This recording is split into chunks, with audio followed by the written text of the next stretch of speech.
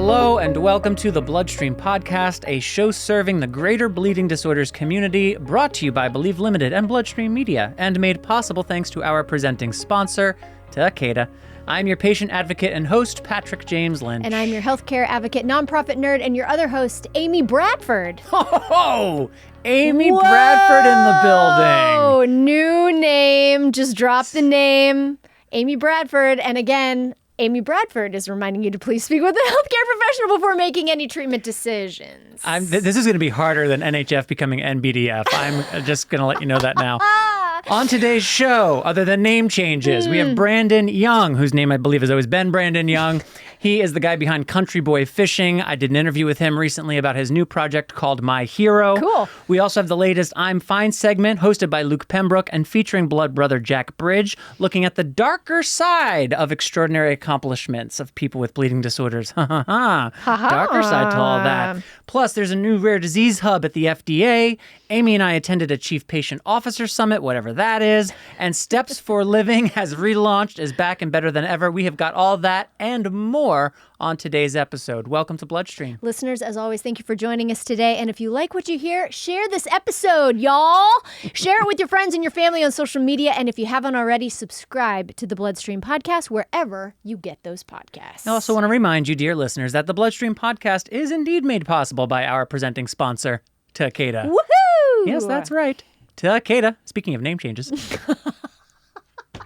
Takeda's got this website, bleedingdisorders.com, where you can learn all about Takeda's resources for and commitment to the bleeding disorders community. Takeda believes in a world free of bleeds, Amy Bradford. Yes. And are dedicated more than ever in their efforts to offer a wide range of programs and support to help patients throughout their treatment journey. Wherever on that journey they may be, you can learn more by simply visiting bleedingdisorders.com. One more time, that is bleedingdisorders.com. And for their founding and ongoing support of the Bloodstream Podcast, I would just like to say thanks, Takeda. Thank you, Takeda.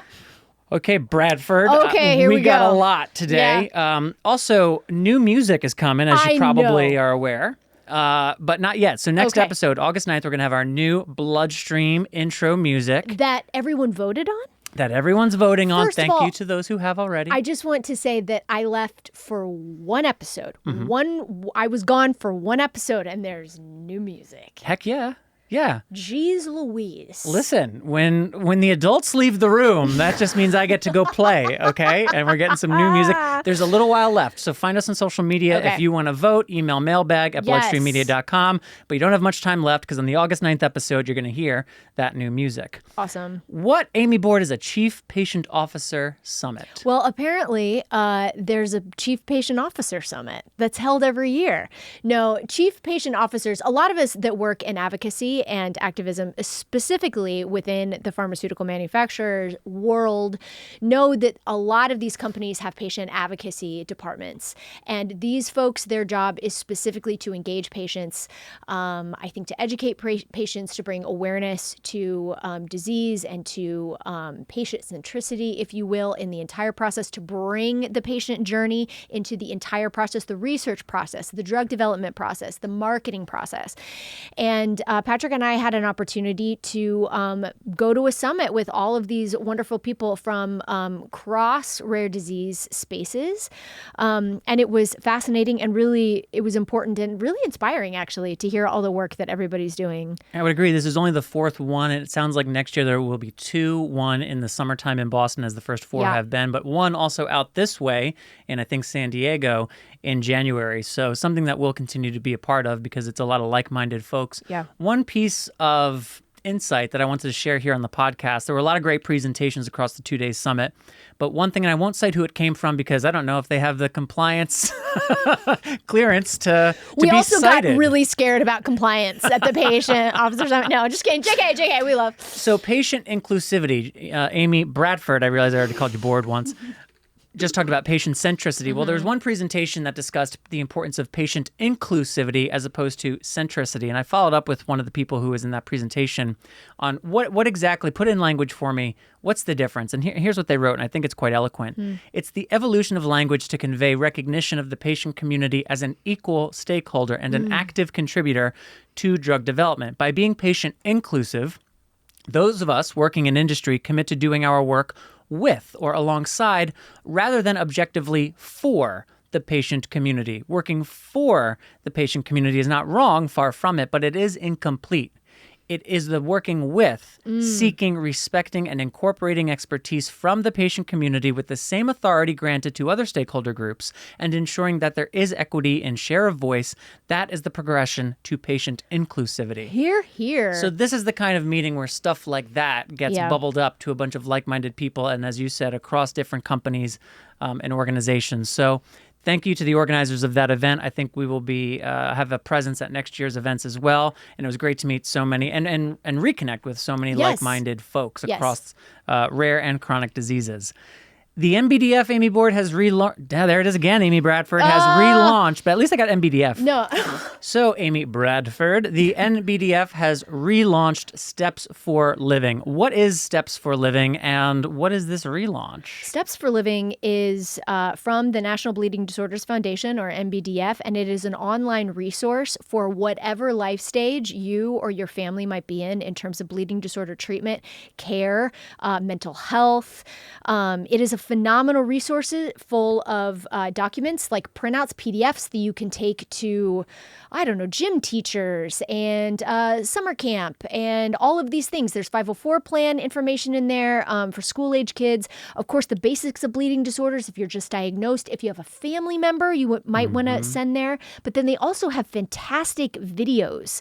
My goodness, like through the resources section here, they have fantastic videos about the clotting cascade. They have fantastic stuff about my HTC and me. All of this great stuff. It is their resource educational hub, and it is very accessible, and it's for all treatment ages. Like it's really a fantastic resource. And it's for not just hemophilia, but also von Willebrand disease, rare factor deficiencies, platelet and other types of clotting disorders. I'm looking at the nutritional information at the moment, trying to learn about how much more vitamin K I need in my diet. But that can all be found at stepsforliving.bleeding.org. Again, that's stepsforliving.bleeding.org. We will put a link in the program notes for ease, but definitely worth checking out. Gaining independence, puberty, well, I did that already. Sexual health and family planning, lots of good stuff at stepsforliving.bleeding.org. The last piece of news that we're going to get to before we hear from Brandon Young in the My Hero interview is that the FDA just earlier this month put out a press release, the FDA Rare Disease Innovation Hub to enhance and advance outcomes for patients. So for many years, I was actually speaking to the EveryLife Foundation's new Chief Executive Officer, Michael Perlmutter, earlier this month as well, on the same day that this news broke. I know the EveryLife Foundation was an integral part of this effort for the last 6 years, but in short, what this new Rare Disease Innovation Hub at the FDA means, three things. One, there is now a single point of connection and engagement between the FDA and rare disease communities. Two, they have an enhanced intercenter collaboration intended to address common scientific, clinical, and policy issues related to rare disease product development. And three, there is an effort now to advance regulatory science with dedicated work streams for consideration of novel endpoints, biomarker development and assays, and so on and so forth. In short, there is now a hub at the FDA that is dedicated to rare diseases and seeking points of synergicity and common ground to make it much advancement for as many populations as possible. You know, we've often heard the number 7,000 rare diseases, Amy, and while we were at the Chief Patient Officer Summit, I actually heard one highly credible person refer to upwards of 12,000 different rare diseases. So with as many rare diseases as there are, and as many people impacted, 1 in 10 with a rare disease as there are, having a hub within the FDA that is specifically looking at the rare disease conglomerate is a big deal and is on the back of the work of many, many people over many, many years.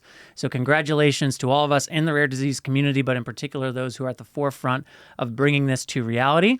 We'll have a link in the program notes if you would like to read on for more. Amy, if you had to name a hero in your life, who would that be? Oh my gosh. Can you tell this wasn't scripted? Oh my gosh. I would say Oh, no. It's okay. You can say me. Oh, God, I should. One of the heroes of my life right now is my good friend Katie Wright Mead. She's like a peer hero, but I like she leads. I've said this before, but she like leads with radical empathy, and I really love her, and I value her as a friend. She's not one of those like smothering friends. She's just like this like breath, and I just appreciate her. I appreciate her as an artist. I really appreciate her as a mother. And she's my hero. Screenwriter behind the feature film starring Daisy Ridley, Sometimes I Think About Dying, amongst many other things. Shouts out to Katie Wright Mead. Well, there's a whole new project that Brandon Young, fellow blood brother, man with hemophilia, and the guy behind Country Boy Fishin' has initiated. That's all about putting a spotlight on some of the heroes that maybe aren't getting their just attention within the bleeding disorders community. That segment is next, right after I tell you that this next ad is brought to you by Pfizer. Did you know Pfizer has been supporting the rare disease community for over 25 years?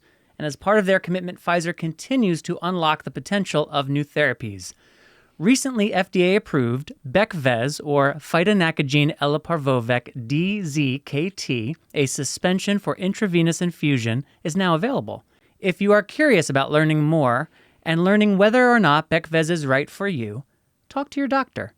Have questions? Get connected with a live individual one-on-one at 1-855-4-BECVEZ. That's 1-855-423-7839. From 9 a.m. to 7 p.m. Eastern Standard Time, Monday to Friday. Or you can sign up at becvez.com to receive emailed information that can help you learn more. And now, on to the conversation with Brandon. All right, joining me now is Brandon Young of Country Boy Fishing, and we're here to talk about a new project called My Hero. We'll get into that in a moment. Brandon, welcome. How are you doing today? I'm doing all right. I'm blessed.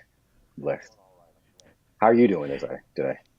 I'm doing well. I'm staying dry. It's easier here in Southern California, but as I know from moments ago as we were getting this set up, you're currently in the midst of what sounds like quite a gnarly thunderstorm. Yes, we definitely have a thunderstorm outside, and it is thundering and lightning, sprinkling and drizzling all over the place. Southeast summertime. Enjoy it. Well, we've known of each other and sort of on a superficial level known each other for a long time. And then recently around what you're doing now, we connected a little bit more substantially. But just as a place to get started, for those who don't know you, could you introduce yourself and let us know what is your hemophilia story? Oh, man. Hey, how are you doing, everybody? I'm Brandon Young with Country Boy Fishing. My hemophilia story starts being a young guy, like I said, I'm a baby, really, and falling in love with sports, primarily bass fishing as a sport, as a collegiate sport. And being a part of the hemophilia community, having hemophilia severe A, I've always wanted to teach fishing. I always wanted to be able to teach fishing and be a pro angler myself. So the best way I could do that is, utilize the skills that I learned in camp, in these summer camps that I go with, hemophilia camps, and how I fell in love with the bass fishing, and share that out with my community also, and not just my community, but also where I live, just stay and stuff like that. So it's always been a passion to teach people how to not just fish, but also learn the demographics of the water. But just giving back to my community is basically something that I've been really trying to do, and be a beacon of light to start mentoring back to our community, because what we're falling short of is mentors and those people coming back to the community and helping the younger generation. So that speaks to the inspiration behind Country Boy Fishing. But what exactly is Country Boy Fishing? Country Boy Fishing is a melting pot of an opportunity to get kids involved with fishing, outdoor experiences, but not just outdoor experiences, but let them know where there's different industries inside of fishing. Dealing with the fact that, all the collegiate colleges are offering D1 scholarships for bass fishing. And not a lot of people know about that. And it's just basically another sport that our community can be a part of and get some scholarships and get some kids in school. Wow, that is really good to know. I'm a total ignorant person when it comes to fishing and other things. But I do also remember when I grew up in Queens and Long Island, New York, and people would always talk about lacrosse because lacrosse was very popular in my part of Long Island. Big lacrosse scholarships. And I was always just thinking, like, that doesn't really do much for me. I hear you, but I'm never going to pick up a lacrosse stick. That's not how I'm getting to college. So that's actually great information to know, that actually through fishing, there may be avenues for people to get college scholarships. Yes, just another way of getting people their degree and spreading the awareness of the community. So we'll have a link to the Country Boy Fishing website. You can check it out, learn more about what Brandon's up to, get involved. But I want to talk to you about My Hero. So what is the My Hero Project and why are you doing it? Well, My Hero Project is based around inspiration and motivation of those people in my life. Been through some trials and tribulations dealing with hemophilia and dealing with, the curse, the blessing and the curse of hemophilia. And the things that propelled me to go through all those hospital visits, blood transfusions, doctor's visits and stuff like that, was what pushed me through was my faith and the love for my grandmother. And those things, helped me go through those lonely nights, those painful nights, those aggravating mornings, those aches and pains, is to keep pushing forward. So those things, those people and those inspirational points in my life keep me moving forward. And I know everybody has some stories to tell. So that's the creation of My Hero, is basically get down and find out who motivates you, what pushes you forward, because you go through these trials and tribulations that life has for us and has to offer. But what pushes people forward and getting them fighting through the battle. And I know everybody wants to share a story and people can relate, and you can be an inspiration to other people. The fact that you're even just going through the trials and tribulations of yourself. So that's the creation of My Hero. Tell us a little bit, if you would, about your grandmother.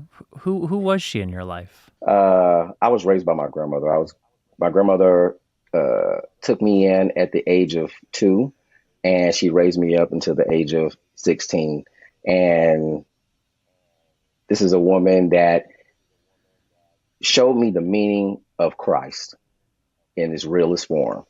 And by understanding and seeing that, then I saw what Christ really came in to do for us. And that's what she is to me. She's just a good representation of my belief.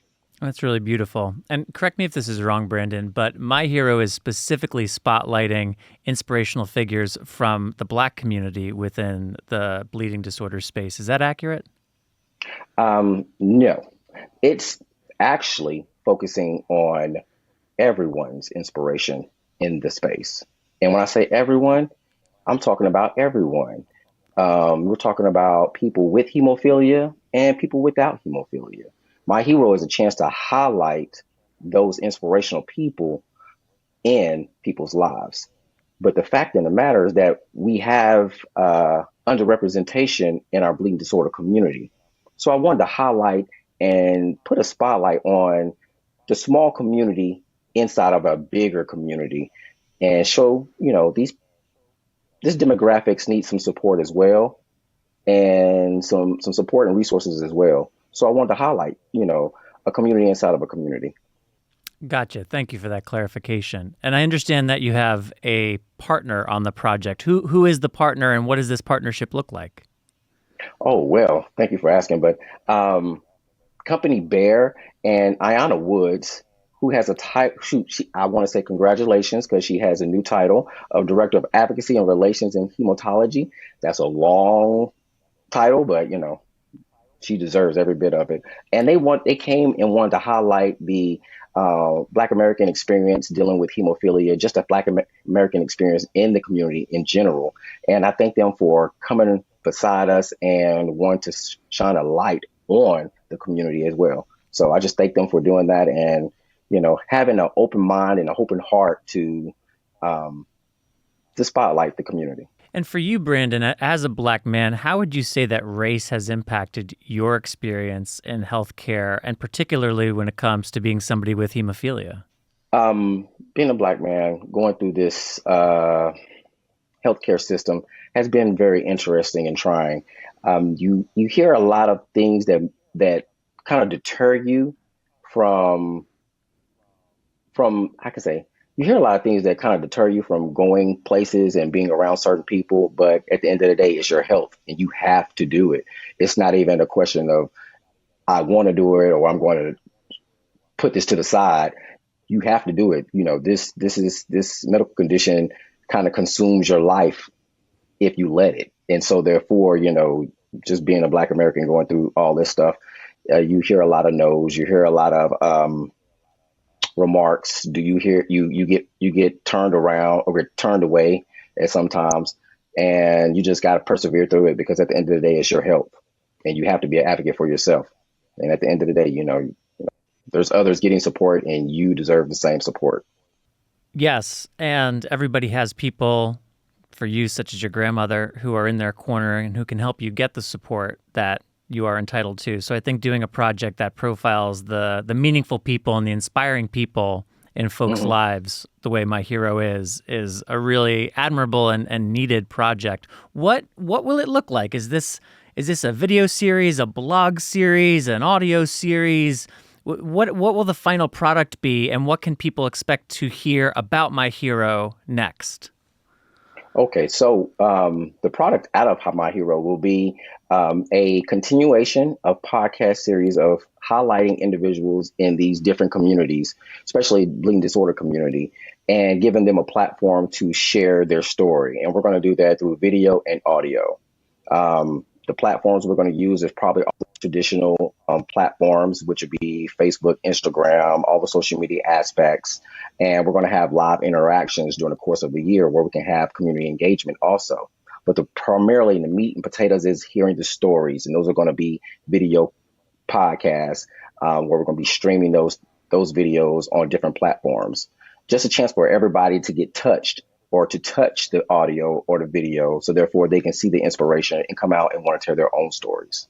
Very cool. And is there something happening at the Bleeding Disorders Conference in September?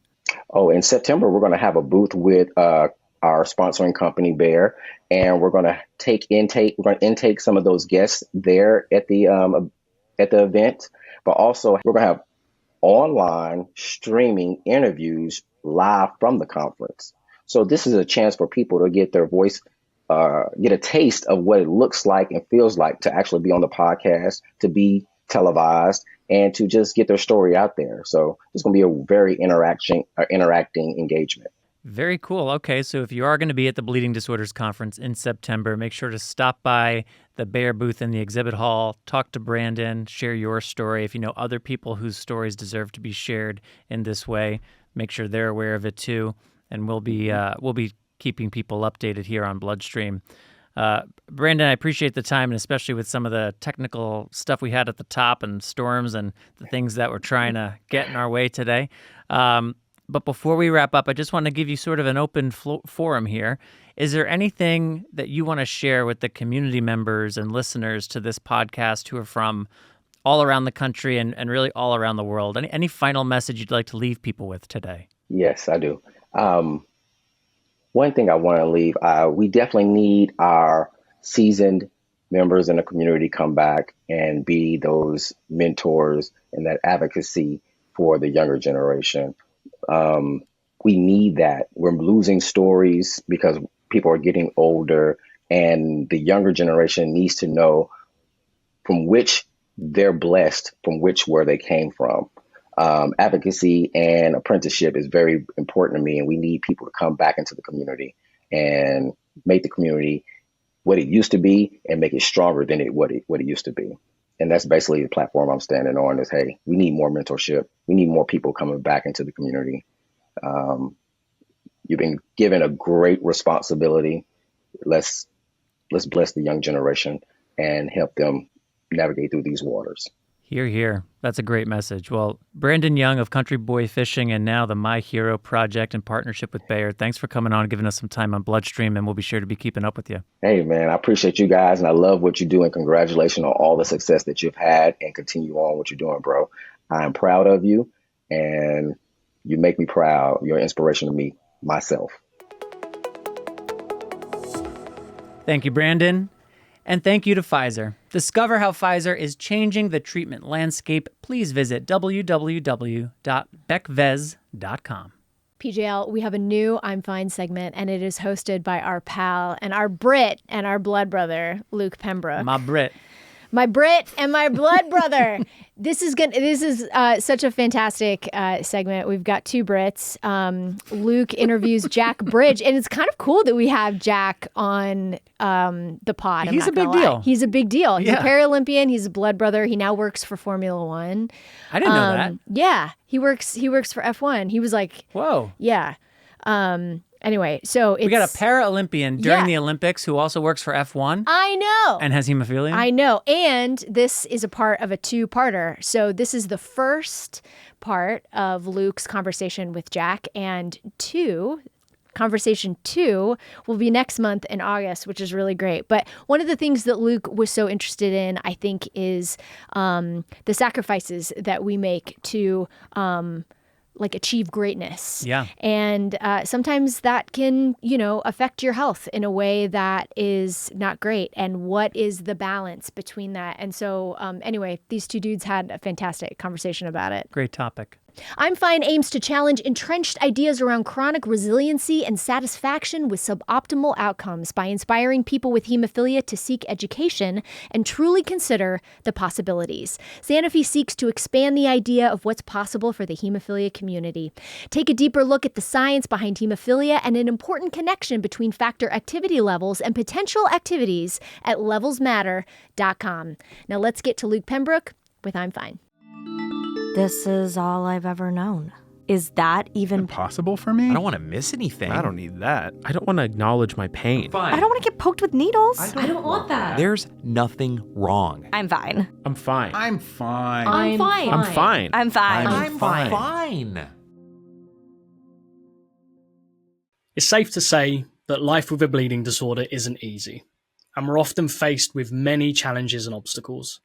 But time and again, we see countless examples of how someone's bleeding disorder actually contributes to a yes I can or a just watch me attitude.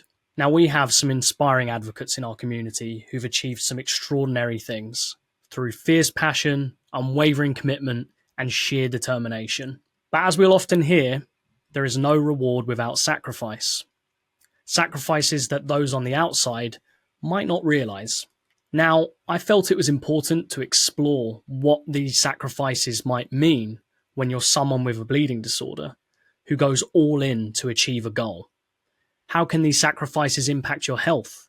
Is there a darker side we don't always consider when seeing the extraordinary accomplishments of people with bleeding disorders? And does this come with a pressure to be a role model with a hero-like stature in the community? To draw back the curtain on this matter, I'm so pleased to welcome to the I'm Fine segment a former Paralympian, international medal-winning swimmer, community advocate, and just an all-round great bloke. Jack, thanks for coming on. And could you just start off by briefly introducing yourself to the Bloodstream listeners? Well, Luke, thanks very much for the introduction. It's very kind of you, and I feel like a reciprocation here. Like I'm not the only great bloke on this podcast. It's good to see you, and we need to catch up for a beer soon. Hi everybody. I'm Jack. I'm a sufferer of severe haemophilia A. Was diagnosed when I was 6 months old, and have various issues with various joints, notably my left elbow, left knee, right ankle. As a result of haemophilic bleeds into those joints, I was then kind of lucky enough to represent my country at London 2012, whereas Luke called out, kind of went on to go and win some international medals, which was a massive privilege and gave me the ability to give back to the haemophilia community who gave me so much. So I'm going to rewind. It's summer 2012, London in the UK, and the Paralympic Games are in full swing, and a youthful 18-year-old Jack Bridge is stepping up in front of crowds as big as 17,000, smashing multiple British records along the way, and making the global haemophilia community extremely proud. And I think it would be fair to say that those games were somewhat of a pinnacle moment of your swimming career. And we could all see how much it meant to you watching on TV. Like I hark back to that part where you smashed a record and you're like fist pumping and it was great to see. I think everyone was glued to the TVs in the community. But what we don't see is all of the hard work, the commitment, and the sacrifice that goes on behind the scenes to get to that point. And I was hoping if you could give us an insight into what that reality looked like for you. Yeah, absolutely. And I suppose the journey to London really didn't start, obviously, the week of it. It started years before. So I was classified as a paraswimmer in 2009. Beforehand, I was swimming against other able-bodied athletes. And because of my impairments in the joints I called out in my introduction, I was at such a massive disadvantage. And I'd kind of got to a level as an able-bodied athlete at regional level. So I was swimming at like a northwest of England kind of level and couldn't really get any further. And I was at that point in 2009, I was 15. I was just about to go into some exams at the end of my high school years. And I was ready to quit. And as a kind of like a last ditch attempt to keep me in the sport, my parents said, let's try and get you classified as a paraswimmer, because I was always chasing, dreams or chasing something to want better for myself. And when I got classified in 2009, I entered 11 events in my first paraswimming event and came away with 11 medals. And I didn't know then that I was going to be representing Great Britain in kind of 2.5 years' time. But I had a conversation after that meet with my coaches, my support staff, my doctors, my nurses, my whole support network, and said I want to give myself the very best chance to make sure I was not on the plane, but on the train down to London to go and represent the country at what at the time was being bigged up. And it certainly was, during that period of time, was the biggest Paralympic Games we've ever seen. So then in 2010, it got a bit more serious. I kind of moved training groups to go and train with a bit more of a hardcore team. And from probably the end of the 2009-2010 season, so this is like August, I was just fully dedicated to making sure that I was training every single day with that goal in mind of making my first team, breaking my first British record, and then putting myself in contention to be part of that team. So I worked it out. I think it was about 300 days minus Sundays, every day where I was waking up at 3:45 in the morning. I'd then train from 4:30 to 6:30 in the water. I'd then do a gym session from 6:30 till 7:30. I'd then be at school from 9 till 2. I'd then have to come home, grab a train from Preston to Manchester where I lived, train in Manchester from 3:30 till 5:30, do another gym session from 5:30 till 6:30, do a yoga session from 6:30 till 7:30, try and catch the train home 8 o'clock, be back home in Preston for say 9:30, and try and get some schoolwork done before getting to bed at 10 o'clock and doing that kind of 300 days in a row in the lead up to London. So it was relentless. It was every single day. It was a commitment. It was managing multiple, work streams, from, managing time with school, managing my training, my physio, my massages, and also managing my condition. So it just meant I had to be on top of anything. So I was really good at kind of noticing what was going on in my body. And if I felt any twinges or tweaks or anything that just didn't feel right, I just made sure to keep everyone in the loop. And, if there were any issues, we would just kind of work around them. So if I had like an ankle bleed or a knee bleed, I'd go upstairs and be on the hand rower or the hand bike for like an hour and a half, rather than kind of aggravating it and going on a pedal bike or, whatever. Yeah. And just trying to find different ways of pushing towards that end goal. So, and then as we got closer to the time, it became a bit surreal. So I qualified as part of the relay team. So I was one of the 4 fastest people in our discipline. So my main event was 100 meters breaststroke, for those that know swimming. And I smashed the British record at the trials by over half a second. And just kind of, what I did was I was only a a relatively young person on the squad. But what I did at the first trials was introduce myself to the top coach, to the performance director, and said, look, hey, John, we email every Sunday. We had to send in like log sheets of our training, what we did that week. And I'm here and I'm ready to kind of put myself into contention for the London team.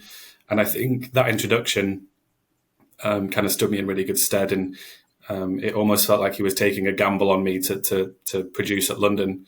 And by the time that the actual games came around, 8th of September 2012, was the day where I was swimming both the individual 100 breaststroke and then the 100 breaststroke in as part of the 4x1 medley relay team. So it was 4 races in one day, which when you're at that kind of particular level, most athletes only do kind of 1 race a day. So to do 4 was a big push, and I didn't let him down. I smashed the British record by over 2.5 seconds. Went pretty much a similar time on the night time. Finished 4th, and was just one of the best days. We came back on the night time as well.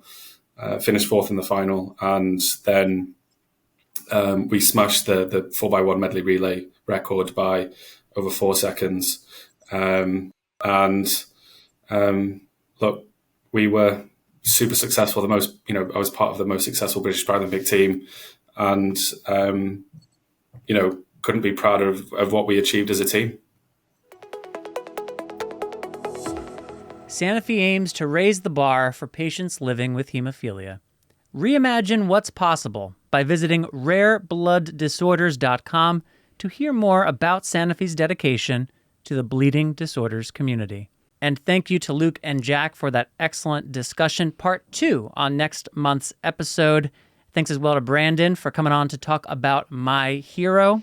And thanks, of course, to our presenting sponsor, Takeda, bleedingdisorders.com for more. Segment sponsor, Pfizer. And the I'm Fine segment sponsor, Sanofi. We could not produce this show without your support, and we are grateful for it. We are grateful for it. Well, Bordeaux, Bradfordo, whatever your last name is now. Our next episode is on August 9th. We're going to have new music. That's kind of the big highlight. I know. Not huge. To mention part 2 of I'm Fine. You better subscribe so that thing lands in your podcast players to hear our new jams. We also have an interview, I think, with someone who is affected with Factor 1, which is afibrogenemia. Well done. Yes, Joanna Baccaro comes on to talk about Factor 1 deficiency. There's been some interesting developments that her and a consortium of people focused on Factor 1 deficiency have been working on for quite some time. Okay. And she's going to tell us more about that next month. We'll also have the latest from our gene therapy segment, made possible with support from CSL Behring. And with all that, Amy Bradford, that is all for this episode. Be sure to subscribe to the Bloodstream Podcast wherever you listen to have the next episode with brand new music delivered to you the moment it goes live. And y'all, as always, email us at mailbag@bloodstreammedia.com about the music or whatever. If you would like to be cast in one of our movies or one of our podcasts or just share your story with us. Honestly, we would absolutely love to hear from you. Email us at mailbag@bloodstreammedia.com or find us on social media. Bloodstream Media is also available all over the social channels. I am your host, Patrick James Lynch. And I'm your other host, Amy Bradford. And until I get used to that, and until next time, take self-care of yourself. Bye, everybody. Bye-bye.